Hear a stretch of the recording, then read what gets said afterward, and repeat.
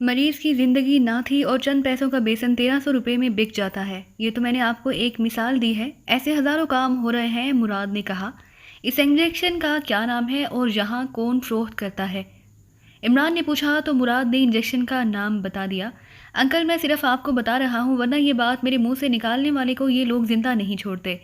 ऐसी अद्वयात जहाँ का एक मशहूर मेडिकल स्टोर है जिसका नाम पाकिस्तान मेडिकल स्टोर है, वो फरोख्त करता है। मुराद ने कहा, इसके अलावा और कोई? इमरान ने पूछा। एक और मेडिकल स्टोर है, शाही मेडिकल स्टोर कैंट में, वो 2 नंबर का धंधा करता है। बल्कि मैंने तो सुना है कि उसका मालिक सेठ असलम ये अद्वयात बनाने वालों का साथी भी है, लेकिन चूंकि वो बहुत बड़ा आदमी है इसलिए कोई उसका नाम भी जुबान पर नहीं ला सकता। मुराद ने कहा, ठीक है, फिर तुम सिगरेट एजेंसी वाला ही काम करते रहो, खुदा हाफिज। इमरान ने कहा और रिसीवर रख दिया। उस सेठ असलम से आगाज़ किया जाए, सिद्दीकी ने कहा। तुम ऐसा करो कि उस सेठ असलम को अगवा करा के राना हाउस ले आओ, मैं उससे खुद मालूमात हासिल करना चाहता हूँ। इमरान ने कहा, ठीक है, मैं आपको राना हाउस से फ़ोन कर दूंगा, सिद्दीकी ने उठते हुए कहा। और इमरान ने असबात में सर हिला दिया और सिद्दीकी सिटिंग रूम से निकलकर तेज़ तेज़ कदम उठाता बैरूनी दरवाजे की तरफ बढ़ता चला गया। स्याह रंग की कार तेज़ रफ्तारी से दौड़ती हुई शहर से बाहर जाने वाली सड़क पर आगे बढ़ी चली जा रही थी। ड्राइविंग सीट पर एक नौजवान लड़की बैठी हुई थी, जबकि साइड सीट पर एक नौजवान और उकबी सीट पर एक अधेड़ उम्र आदमी मौजूद था। चीफ, आपने आहर क्यों ऐसी इमरजेंसी कॉल दी होगी, मार्टिन? लड़की ने नौजवान से, जिसका नाम मार्टिन था, बात करते हुए कहा। जहां तक मेरा ख्याल है, चीफ ने ये मीटिंग इंटेलिजेंस के खिलाफ काम करने के लिए तलब की है। उकबी सीट पर बैठे हुए अधेड़ उमर ने मार्टिन के बोलने से पहले कहा, तो लड़की और मार्टिन दोनों बेइख्तियार चौंक पड़े। उनके चेहरों पर हैरत के तासुरात उभर आए। इंटेलिजेंस के खिलाफ? क्या मतलब रॉजर? ये इंटेलिजेंस का तारुक पैदा हो गया हमसे कहाँ? लड़की ने कहा। तो तुम्हें मालूम नहीं टमी कि उन दिनों क्या हो रहा है? उकबी सीट पर बैठे हुए रॉजर ने कहा। क्या मतलब क्या हो रहा है? टमी की बजाय मार्टिन ने कहा, इंटेलिजेंस के अद्वयात के खिलाफ काम कर रही है। वो हमारे एक हाथ सप्लायर तक पहुंच गई थी, जिस पर चीफ ने उसे फौरी हलाक कर दिया और उसकी दुकान को भी रात को आग लगवा दी। चीफ ने हुक्म दिया कि तमाम स्टोर से माल वापस ले लिया जाए और कारोबार बंद कर दिया जाए। चनाचे उसके हुक्म की तामील में तमाम माल वापस ले लिया गया और कारोबार बंद कर दिया गया।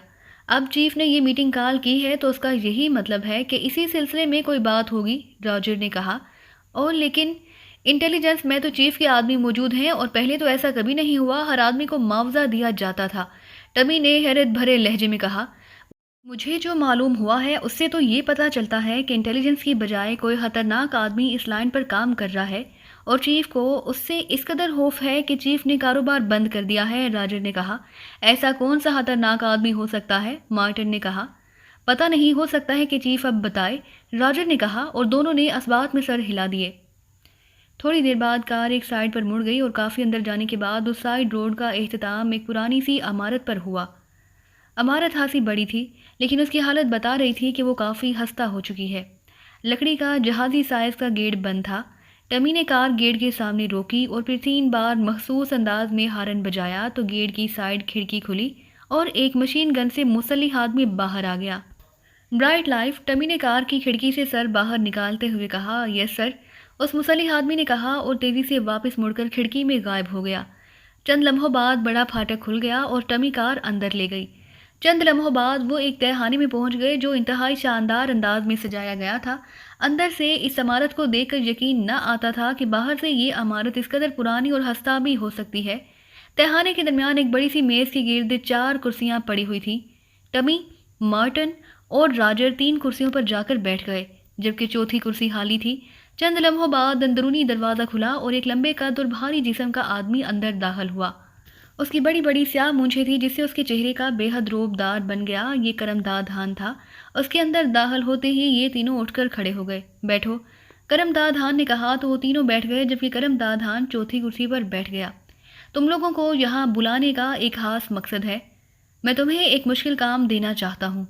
अगर तुम ये काम लोगे तो तुम्हें तुम्हारे तसव्वुर से भी बड़ा इनाम मिलेगा, लेकिन अगर तुम नाकाम रहे तो फिर मौत ही तुम्हारा इनाम होगा।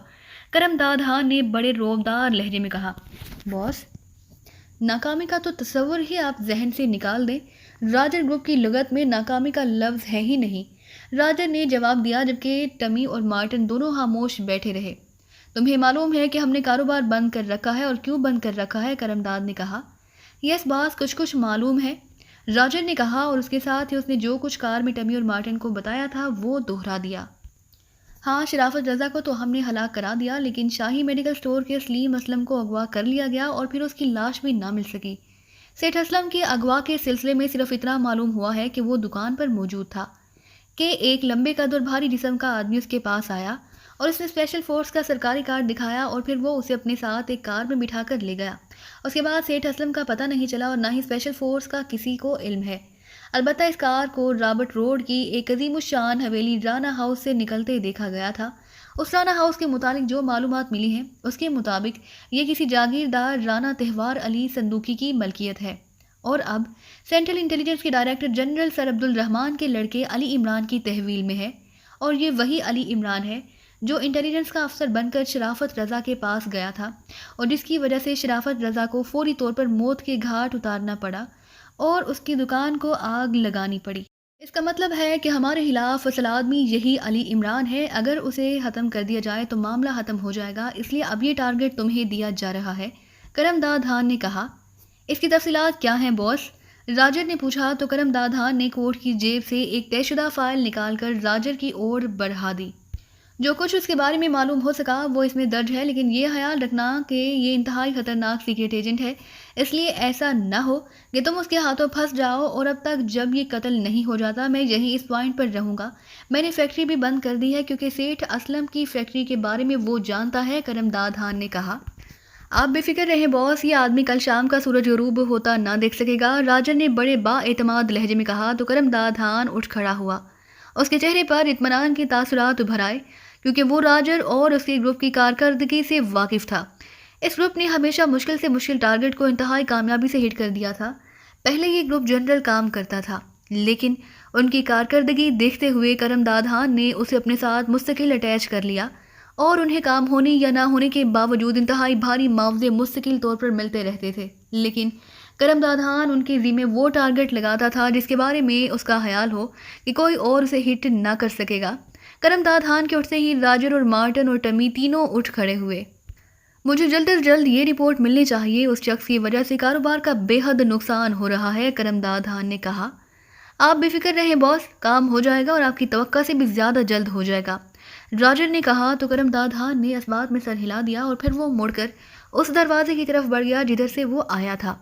اس کے جانے کے بعد یہ تینوں بھی واپس چل پڑے اور تھوڑی دیر بعد ان کی کار تیزی سے سائیڈ روڈ سے ہوتے ہوئی مین روڈ کی طرف بڑھی چلی جا رہی تھی۔ تھوڑی دیر بعد کار مین روڈ پر پہنچ کر شہر کی طرف بڑھنے لگی۔ ڈرائیونگ سیٹ پر ٹمی تھا جبکہ مارٹن سائیڈ سیٹ پر بیٹھا ہوا تھا اور راجر پہلے کی طرح عقبی سیٹ پر بیٹھا فائل کھولے اسے پڑھنے میں مصروف تھا۔ اب کیا پلان ہے؟ ٹمی نے راجر سے مخاطب ہو کر کہا۔ پوائنٹ پر جا کر بات کریں گے، راجر نے کہا اور ٹمی نے اس بات میں سر ہلا دیا۔ کار شہر میں داخل ہو کر ایک رہائشی کالونی کی طرف بڑھتی چلی گئی اور پھر ایک شاندار کوٹھی کے گیٹ پر جا کر رک گئی۔ ٹمی نے مخصوص انداز میں ہارن بجایا تو پھاٹک کھلتا چلا گیا اور ٹمی کار اندر لے گئی۔ پورچ میں کار رک کر ٹمی نیچے اتری تو مارٹن اور راجر بھی نیچے اترائے اور چند لمحوں بعد وہ ایک تہھانے میں پہنچ گئے۔ یہ تہھانہ نہ صرف ساؤنڈ پروف تھا بلکہ اس میں ایسے انتظامات کیے گئے تھے کہ اندر ہونے والی بات چیت کسی طرح بھی باہر نہ سنی جا سکتی تھی۔ اس تہھانے کو وہ منصوبہ سازی کے لیے استعمال کرتے تھے تاکہ ان کے منصوبوں کی ہوا تک کسی کو نہ لگ سکے۔ حالانکہ اس کوٹھی میں ان کے علاوہ صرف ان کے با اعتماد ملازم رہتے تھے، لیکن راجر ان معاملات میں اپنے سائے تک سے محتاط رہتا تھا تو مشن کے سلسلے میں بے چین ہو گئے۔ اس فائل کے مطابق یہ آدمی علی عمران کنگ روڈ کے فلیٹ نمبر 200 میں اپنے ایک باورچی سلیمان کے ساتھ رہتا ہے۔ مسخرہ سا نوجوان ہے، بظاہر احمقانہ حرکتیں کرتا ہے اور احمقانہ گفتگو کرتا ہے، لیکن دراصل انتہائی خطرناک حد تک ذہین اور تیز سیکرٹ ایجنٹ ہے۔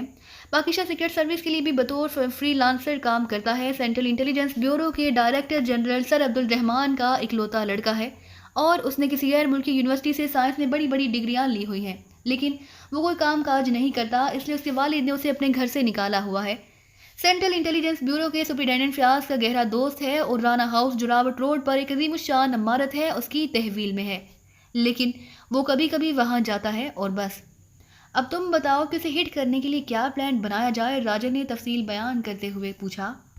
اس کے فلیٹ کو بموں سے اڑا دیا جائے، ٹمی نے بڑے معصوم سے لہجے میں کہا۔ نہیں، اس طرح اس کے بچ نکلنے کے امکانات بہرحال رہ جائیں گے۔ کوئی فول پروف پلان ہونا چاہیے اور وہ بھی فوری نوعیت کا. میں اسے کسی طرح بھی ڈھیل نہیں دینا چاہتا. راجن نے کہا. راجر ایک بات کہوں؟ اچانک خاموش بیٹھے مارٹن نے پہلی بار بولتے ہوئے کہا. ہاں کہو. راجر نے چونک کر کہا. ہم علیحدہ اپنے طور پر اس کو ہٹ کرنے کا کام کرتے ہیں. اگر یہ ایک سے بچ جائے گا تو دوسرا اسے ختم کر دے گا. مارٹن نے کہا. نہیں، اس طرح بہت وقت ضائع ہو سکتا ہے. ہم تینوں نے اکٹھے کام کرنا ہے اور میں نے جو پلان بنایا ہے وہ بالکل سیدھا سادہ ہے. ہم تینوں اس کے فلیٹ پر کسی رفاہی ادارے کے لیے چندہ مانگنے جائیں گے. پھر جیسے ہی یہ عمران سامنے آ کر کنفرم ہوگا ہم تینوں ہی بیک وقت بجلی کی سی تیزی سے اس کے سینے میں گولیاں اتار دیں گے. اگر اس کا باورچی بھی ہوا تو اس کو بھی، اور نہ ہوا تو اس اکیلے کو سائلنسر لگا ہوا اسلحہ استعمال ہوگا اور ٹارگٹ ہٹ ہوتے ہی ہم خاموشی سے واپس آ جائیں گے. راجر نے کہا. Good show. واقعی یہ انتہائی سادہ اور قابل عمل پلان ہے. اچانک ہونے والی فائرنگ سے وہ اپنے آپ کو کسی طرح بھی بچا نہ سکے گا. ٹمی اور مارٹن نے کہا. اوکے پھر اٹھو چلیں. راجر نے کہا اور کرسی سے اٹھ کھڑا ہوا اور اس کے ساتھ ہی ٹمی اور مارٹن بھی کھڑے ہو گئے. میک اپ نہ کر لیں راجر. ٹمی نے کہا. اس کی ضرورت نہیں، ہم نے وہاں کسی کو تو زندہ چھوڑنا نہیں. راجر نے کہا اور دونوں نے اس بات میں سر ہلا دیے. کار تیزی سے دوڑتی ہوئی ارباب روڈ کی طرف بڑی چلی جا رہی تھی جس پر بے شمار کمرشل پلازے تھے اور ان پلازوں میں بڑی بڑی کمپنیوں کے دفاتر تھے. اس لیے ارباب روڈ کو عرف عام میں بزنس روڈ بھی کہا جاتا تھا. کار کی ڈرائیونگ سیٹ پر صدیقی تھا جبکہ سائیڈ سیٹ پر چوہان اور رکبی سیٹ پر نعمانی اور ہاورڈ بیٹھے ہوئے تھے. وہ ارباب روڈ پر واقع نیشنل کمرشل پلازا جا رہے تھے جہاں انٹرنیشنل ڈرگ ایجنسی کے آفس تھے. انٹرنیشنل ڈرگ ایجنسی غیر ممالک سے ادویات امپورٹ کرنے کی سب سے بڑی ایجنسی تھی اور اس انٹرنیشنل ڈرگ ایجنسی کا مالک اور چیئرمین کرم دادھان نامی ایک آدمی تھا. سلیمان کے دوست دکاندار کے بیٹے مراد نے شاہی میڈیکل سٹور کے بارے میں بتایا تھا کہ وہ جعلی ادویات فروخت کرتا ہے اور اس کا مالک سیٹھ اسلم اس معاملے میں کافی کچھ جانتا ہے. چنانچہ عمران کے کہنے پر صدیقی نے شاہی میڈیکل سٹور جا کر سیٹھ اسلم کو اسپیشل فورس کا کارڈ دکھا کر دکان سے اٹھایا اور پھر اسے کار میں بٹھا کر وہ سیدھا رانا ہاؤس لے آیا جہاں اسے بے ہوش کر کے بلیک روم میں کرسی پر بٹھا کر راڈ سے جکڑ دیا گیا. اور پھر صدیقی نے عمران کو اطلاع دی تو عمران خود رانا ہاؤس پہنچ گیا. عمران نے اس سیٹھ اسلم سے جب تفصیل سے پوچھ گچھ کی تو سیٹھ اسلم نے بتایا کہ پاکستان میں جعلی ادویات کا سب سے بڑا کام کرنے والا آدمی کرم دادھان ہے. بظاہر وہ ادویات کا امپورٹر ہے لیکن اس نے جعلی ادویات بنانے کی خفیہ فیکٹریاں لگائی ہوئی ہیں اور اس نے ان جعلی ادویات کو پورے ملک میں پھیلا رکھا ہے. اور جو دکاندار ایک بار اس جعلی ادویات فروخت کرنے کے چکر میں پھنس جائے پھر وہ اس نیٹ ورک سے زندہ نہیں نکل سکتا کیونکہ کرم دادھان کے آدمی سے فوراً ہلاک کرا دیتے ہیں. اور سیٹھ اسلم نے بتایا تھا کہ شرافت رضا کو بھی کرم دادھان کے حکم پر ہی گولی ماری گئی ہوگی کیونکہ یہ سارے کام کرم دادھان ہی کرتا تھا. لیکن سیٹھ اسلم سوائے اس کرم دادھان کے نام کے اور کچھ نہ بتا سکا. اس لیے عمران نے سیٹھ اسلم کو تو گولی مار کر اس کی لاش برقی بھٹی میں ڈلوا دی اور صدیقی کو کہہ دیا کہ اب وہ باقاعدہ 4 سٹارز کے تحت اس جعلی ادویات بنانے اور فروخت کرنے والے ریئیکٹ کے خلاف بھرپور انداز میں کام کریں. چنانچہ صدیقی نے 4 سٹارز کی میٹنگ کال کی اور اس وقت وہ کرم دادھان کے پاس جا رہے تھے. انہوں نے فیصلہ کیا کہ اس کرم دادھان کو اغوا کر کے 4 سٹارز کے ہیڈ کوارٹر لے آئیں گے اور پھر اس سے پورا نیٹ ورک معلوم کر کے حکومتی سطح پر اس کے خلاف کام کریں گے. تھوڑی دیر بعد کار نیشنل کمرشل پلازا کی 4 منزلہ عمارت کی پارکنگ کی طرف مڑ گئی. پارکنگ میں بے شمار رنگ برنگی کاریں موجود تھیں اور پلازا میں بے شمار کاروباری لوگ آ جا رہے تھے. انٹرنیشنل ڈرگ ایجنسی کے دفاتر دوسری منزل پر تھے اور پوری دوسری منزل میں اسی ایجنسی کے دفاتر تھے. لفٹ کے ذریعے وہ دوسری منزل پر پہنچے تو وہاں واقعی ہر کمرے میں بہت سرگرم کاروباری کاروائیاں ہو رہی تھیں. چیئرمین صاحب کا آفس کہاں ہے؟ صدیقی نے ایک باوردی دربان سے پوچھا. سب سے آخر میں ہے لیکن چیئرمین صاحب تو ملک سے باہر ہیں. آپ جنرل مینیجر صاحب سے ملنے. دربان نے کہا. لیکن جنرل مینیجر صاحب تو بغیر وقت لیے ملاقات نہیں کریں گے جبکہ چیئرمین صاحب نے تو ہمیں باقاعدہ آج کا وقت دیا تھا. کب گئے ہیں وہ باہر؟ صدیقی نے کہا. وہ کل گئے ہیں جناب. شاید کوئی ایمرجنسی کاروباری معاملہ ہوگا. دربان نے کہا. جنرل مینیجر صاحب کا کیا نام ہے اور ان کا آفس کدھر ہے؟ صدیقی نے پوچھا. آہٹ سے دوسرا جناب، وہ جہاں باہر 2 باوردی دربان موجود ہیں. دربان نے کہا اور صدیقی اس بات میں سر ہلاتا ہوا آگے بڑھ گیا. کمرے کا دروازہ بند تھا اور صدیقی دروازے کو دھکیل کر اندر داخل ہوا تو یہ کمرہ کافی بڑا تھا جس میں صوفے رکھے ہوئے تھے. ایک طرف اندر شیشے کا کیبن تھا جس کے باہر بیزوی کاؤنٹر تھا جس کے پیچھے ایک نوجوان لڑکی سرخ رنگ کا فون رکھے بیٹھی ہوئی تھی. صوفوں پر 4 آدمی بیٹھے ہوئے تھے جو اپنے لباس اور جسامت سے ہی کاروباری آدمی نظر آ رہے تھے. صدیقی سیدھا کاؤنٹر کی طرف بڑھ گیا. ظاہر ہے اس کے ساتھی بھی اس کے پیچھے تھے. صدیقی نے جیب سے ایک کارڈ نکالا اور لڑکی کے سامنے رکھ دیا. اسپیشل فورس، ہم نے جنرل مینیجر سے فوری ملنا ہے، انتظام کرو. صدیقی نے انتہائی سرد لہجے میں کہا. ओ अच्छा सर। लड़की ने कार्ड देकर कदरे बौखलाए हुए लहजे में कहा और फिर उसने फ़ोन कार्ड रिसीव उठाया और 2 नंबर प्रेस कर दिए। बॉस, स्पेशल फोर्स के 4 ऑफिसर आए हैं और आपसे फौरी मुलाकात चाहते हैं, लड़की ने मोदबाना लहजे में कहा। यस बॉस, उन्होंने मुझे ऑफिशियल कार्ड दिखाया है, लड़की ने दूसरी तरफ से बात सुनकर कहा। यस बॉस, लड़की ने कहा और रिसीवर रख दिया। सिर्फ 1 मिनट तशरीफ रखें, बॉस के पास एक आदमी मौजूद है, वो 1 मिनट बाद चला जाएगा, फिर आप मिल लें, लड़की ने सिद्दीकी से कहा और सिद्दीकी ने इस बात में सर हिला दिया, लेकिन वो वहाँ से हटे नहीं थे। और फिर वाकई 1 मिनट बाद शीशे का दरवाज़ा खुला और एक कारोबारी आदमी जिसके हाथ में एक छोटा सा ब्रीफकेस था बाहर निकल कर तेज तेज कदम उठाता बैरूनी दरवाजे की तरफ बढ़ता चला गया। तशरीफ़ ले जाइए, लड़की ने कहा तो सिद्दीकी सर हिलाता हुआ दरवाजे की तरफ बढ़ गया। उसने दरवाज़ा खोला और अंदर दाखिल हो गया। कमरा इंतहाई शानदार और बावकार अंदाज में सजाया गया था। बड़ी सी दस्तरी मेज़ के पीछे एक अधेड़ उम्र आदमी मौजूद था जो सिद्दीकी और उसके साथियों के अंदर दाखिल होते ही उठ खड़ा हुआ। वैसे वैसे वो अपनी शक्लों सूरत और चेहरे मोहरे से भी खालिस्तान कारोबारी आदमी ही लग रहा था। मेरा नाम बाबर है, मैं जनरल मैनेजर हूँ, उस आदमी ने मुसाफे के लिए हाथ बढ़ाते हुए कहा। मेरा नाम सिद्दीकी है और मेरा ताल्लुक स्पेशल फोर्स से है, ये मेरे साथी हैं, सिद्दीकी ने मुसाफिहा करते हुए कहा। और फिर वो सब मेज़ की साइड पर पड़े हुए सोफे पर बैठ गए। सिद्दीकी के अलावा और किसी ने मुसाफिहा करने की जहमत गवारा ना की। जी फरमाइए, मैं क्या खिदमत कर सकता हूँ, जनरल मैनेजर ने कहा। आपकी कंपनी के चेयरमैन साहब से मिलना है, लेकिन हमें बताया गया कि वो मुल्क से बाहर गए हुए हैं, सिद्दीकी ने कहा। जी हाँ, वो कल रात यूरोप गए हैं और उनकी वापसी शायद 1 माह बाद हो। आप फरमाइए, मैं आपकी क्या खिदमत कर सकता हूँ, जनरल मैनेजर ने कहा। मिस्टर बाबर, आपको मालूम है कि हुकूमती एजेंसियों से गलत बयानी का क्या नतीजा निकला करता है, सिद्दीकी ने यकलख्त गराहट आमेज लहजे में कहा। तो जनरल मैनेजर बेएहतियात चौंक पड़ा, उसके चेहरे पर हैरत के तासुरात उभर आए। गलत बयानी, क्या मतलब? मैं समझा नहीं आपकी बात। मैंने तो गलत बयानी नहीं की, जनरल मैनेजर ने कहा। चेयरमैन साहब का नाम करमदाद खान है ना, सिद्दीकी ने कहा। जी हाँ, यही नाम है उनका, जनरल मैनेजर बाबर ने जवाब दिया। और इस नाम का कोई आदमी कल रात किसी फ्लैट से नहीं गया, हमने इत्तला मिलने पर पहले ही रिकॉर्ड चेक कर लिया है, सिद्दीकी ने ऐसे ही कह दिया ताकि असल हकीकत सामने आ जाए। नहीं गए? ये कैसे हो सकता है जनाब, उन्होंने मुझे खुद कल फ़ोन करके कहा कि वो 1 माह के लिए यूरोप के दौरे पर जा रहे हैं और रात की फ़्लाइट से जाएंगे। जनरल मैनेजर बाबर के लहजे में ऐसी हैरत थी कि सिद्दीकी समझ गया कि वो सच बोल रहा है। बहरहाल वो बाहर नहीं गए, ये तो तय है। अब वो कहाँ होंगे ये आप बता दें, वरना दूसरी सूरत में हम आपको हेडक्वार्टर ले जाने पर मजबूर होंगे। और आप इतना तो जानते ही हैं कि वहाँ जाकर पत्थर भी बोल पड़ते हैं, सिद्दीकी ने कहा। लेकिन मैं आपसे सच कह रहा हूँ, मुझे तो उन्होंने खुद ही बताया। अब वो अगर नहीं गए तो मैं क्या कह सकता हूँ? मेरा उनसे कारोबारी ताल्लुक है और बस, इससे ज़्यादा कुछ नहीं, बाबर ने होंठ बींचते हुए कहा। आप उनकी रिहाइशगाह पर फ़ोन करके मालूम करें, उसके अलावा जहाँ जहाँ वो हो सकते हैं वहाँ से मालूम करें। हमें बहरहाल उनसे मिलना है अभी और इसी वक्त, ये हमारे चीफ का हुक्म है, सिद्दीकी ने कहा। लेकिन स्पेशल फोर्स को चेयरमैन साहब से ऐसा कौन सा इमरजेंसी काम है, मेरी समझ में ये बात नहीं आ रही, बाबर ने कहा। जिमी, चेयरमैन साहब के घर फ़ोन करके मालूम करो कि क्या वो घर पर हैं, और अगर वहाँ ना हो तो फिर जहाँ जहाँ भी वो हो सकते हैं वहाँ वहाँ कोशिश करो। मैंने उनसे फौरी बात करनी है, बाबर ने कहा। नहीं, वो मुल्क से बाहर नहीं गए, ये बात तय है, बाबर ने दूसरी तरफ से बात सुनते हुए कहा और फिर रिसीवर रख दिया। अभी मालूम हो जाएगा, जिमी मुझसे ज़्यादा उनके बारे में जानती है, बाबर ने कहा। और सिद्दीकी ने असबात में सर हिला दिया। आप क्या पीना पसंद फरमाएंगे? चंद लम्हों की खामोशी के बाद जनरल मैनेजर ने कहा। सॉरी, हम ड्यूटी पर हैं, सिद्दीकी ने जवाब दिया। फिर मजीद चंद मिनट बाद फ़ोन की घंटी बज उठी तो जनरल मैनेजर ने हाथ बढ़ाकर रिसीवर उठा लिया। सिद्दीकी ने उठकर लाउडर का बटन प्रेस कर दिया। यस, जनरल मैनेजर ने कहा। बॉस, चेयरमैन साहब ना ही अपनी रिहाइशगाह पर है, वहाँ से भी यही बताया गया है कि वो रात की फ़्लाइट से यूरोप चले गए हैं, और ना ही रेड क्लब में हैं और ना ही आयरिश क्लब में है। सब जगह से यही बताया गया कि वो गैर मुल्की दौरे पर हैं। जिमी की आवाज़ सुनाई दी। ओके, जनरल मैनेजर ने बाबर से कहा और रिसीवर रख दिया। अब फरमाइए, मैं मजीद क्या खिदमत कर सकता हूँ, जनरल मैनेजर ने कदरे नाखुशगवार लहजे में कहा।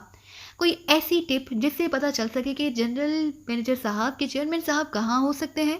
ये तो बहरहाल तय है कि वो बाहर नहीं गए, सिद्दीकी ने खुश्क लहजे में कहा। जनाब, मैंने पहले ही बताया है कि मेरा उनसे सिर्फ कारोबारी ताल्लुक है, मैं उनकी कंपनी का जनरल मैनेजर हूँ और वो चेयरमैन। उससे ज़्यादा मुझे उनके बारे में कुछ मालूम नहीं। अब मैं क्या बता सकता हूँ, बाबर ने कहा। जनरल मैनेजर और चेयरमैन एक दूसरे को अच्छी तरह जानते होते हैं। आपको बहरहाल ये मालूम होगा कि अगर वो बाहर ना जाएं और किसी वजह से वो किसी की नज़रों से छुपकर यहाँ रहना चाहें तो वो कहाँ छुप सकते हैं, या कौन इस बारे में बता सकता है, सिद्दीकी ने कहा। लेकिन वो क्यों छुप कर रहेंगे? क्या वो मुजरिम है?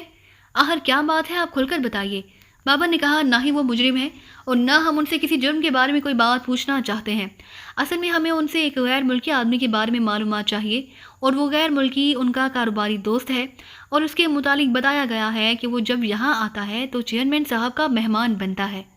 وہ شخص گریٹ لینڈ کا رہنے والا ہے، اس کا نام آرنلڈ ہے، اس کا تعلق حکومت گریٹ لینڈ سے ہے۔ وہ پاکستان آیا پھر اچانک غائب ہو گیا۔ حکومت گریٹ لینڈ اسے ٹریس کرنا چاہتی ہے اور اس سلسلے میں چیئرمین صاحب سے بات کرنی ہے تاکہ ہم اس سلسلے میں کوئی کارروائی ڈال سکیں۔ صدیقی نے کہا، آرنلڈ نام کا کوئی غیر ملکی چیئرمین صاحب کا دوست ہو میرے علم میں تو نہیں، البتہ مجھے ایک پوائنٹ یاد آ گیا، ہو سکتا ہے کہ وہاں سے معلومات مل جائیں۔ ہماری لیگل ایڈورٹائزر کمپنی کی مالکہ مس سوسن ہے، چیئرمین صاحب سے ان کے ایک بڑے گہرے تعلقات ہیں، ہو سکتا ہے کہ انہیں معلوم ہو۔ جنرل مینیجر بابر نے کہا اور اس کے ساتھ ہی اس نے ریسیور اٹھا لیا۔ جمی، مس سوسن سے میری بات کراؤ، بابر نے کہا اور ریسیور رکھ دیا۔ چند لمحوں بعد گھنٹی بج اٹھی تو جنرل مینیجر نے ریسیور اٹھا لیا۔ مس سوسن سے بات کریں باس، لاؤڈر کا بٹن پریس ہونے کی وجہ سے جمی کی آواز واضح طور پر سنائی دے رہی تھی۔ ہیلو، بابر بول رہا ہوں، بابر نے کہا۔ سوسن بول رہی ہوں، فرمائیے۔ مس سوسن، چیئرمین صاحب سے فوری بات کرنی ہے، انتہائی اہم کاروباری مسئلہ ہے۔ مجھے انہوں نے بتایا کہ وہ ملک سے باہر جا رہے ہیں، لیکن ان کی رہائش گاہ سے معلوم ہوا کہ وہ کسی وجہ سے باہر نہیں گئے، لیکن ان کا پتہ ہی نہیں چل رہا۔ آپ کو علم ہو تو بتا دیں۔ بابر نے کہا، کیا بات کرنی ہے مجھے بتا دو، میں ان سے بات کر کے تمہیں بتا دیتی ہوں، لیکن براہ راست تمہاری ان سے بات نہیں ہو سکتی، انہوں نے سختی سے منع کیا ہوا ہے۔ دوسری طرف سے کہا گیا، سوری مس سوسن، یہ کاروباری سیکرٹ ہے، ٹھیک ہے، میں خود ہی کوئی فیصلہ کر لیتا ہوں، شکریہ، بابر نے کہا اور ریسیور رکھ دیا۔ اب آپ مس سوسن سے خود پوچھ لیں، بابر نے کہا۔ ہاں، لیکن آپ کو میرے ساتھ مس سوسن کے پاس چلنا ہوگا، صدیقی نے کہا۔ میں کیوں؟ آپ کو پتہ بتا دیتا ہوں، بابر نے حیران ہو کر کہا۔ آپ باہر سے ہی واپس آ جائیں، لیکن آپ کا وہاں تک جانا ضروری ہے، چلیں اٹھیں، دیر مت کریں، صدیقی نے سخت لہجے میں کہا تو بابر اٹھ کھڑا ہوا۔ اس کے چہرے پر بیزاری کے تاثرات نمایاں تھے، لیکن ظاہر ہے سرکاری آدمیوں کے ساتھ وہ اپنی مرضی نہ کر سکتا تھا۔ پھر صدیقی کے ساتھ وہ باہر آ گیا۔ جمی، میں ابھی 10 منٹ میں آ رہا ہوں، بابر نے جمی سے کہا اور پھر تیز تیز قدم اٹھاتا وہ بیرونی دروازے کی طرف بڑھ گیا۔ کہاں ہے مس سوسن کا آفس؟ صدیقی نے لفٹ میں داخل ہوتے ہوئے پوچھا۔ اس سرباب روڈ کے آخر میں گلیکسی پلازا ہے، سوسن لیگل ایڈوائزر کمپنی کے نام سے، بابر نے کہا اور صدیقی نے اس بات میں سر ہلا دیا۔ تھوڑی دیر بعد بابر اپنی کار میں بیٹھ گیا۔ صدیقی اس کے ساتھ بیٹھ گیا تھا، جبکہ اس کے باقی ساتھی اپنی کار میں، اور دونوں کاریں ایک دوسرے کے پیچھے دوڑتی ہوئی آگے بڑھتی چلی گئیں۔ پھر ایک 6 منزلہ کمرشل پلازا کے سامنے جا کر بابر نے کار روک دی۔ اس کی تیسری منزل پر سوسن کا آفس ہے، بابر نے پلازا کی طرف اشارہ کرتے ہوئے کہا۔